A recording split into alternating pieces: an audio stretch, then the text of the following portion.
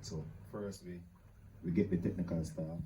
We look on the areas where in the team, the players we have who want the areas we want to strengthen. So all of that we did before even signing a contract at Mount Pleasant, you know. So then we start to do our groundwork, you know. So that's where it all started. We started out the season wanted to be in that top six, you know, and then from the top six we see semi-final and final. So here we are today. And there's a follow-up for that.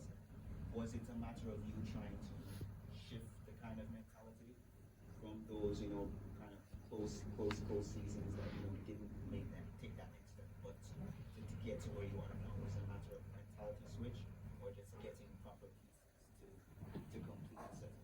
Well, it was a lot of work, but everything can be done in one season, you know. So along the way you try to fix things. Again, you know, when you have a boss like Mr. Gould, who, you know, at times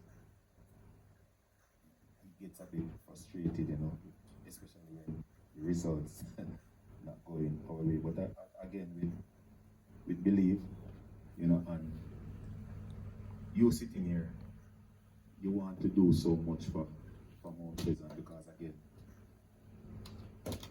we want to keep Mr. Gould happy, you know, and once you can keep Mr. Gould happy, because I think he's someone who we need in football, and if the country can have at least 3 or 4 more Mr. Gould, then I think it would be better for our football in the country.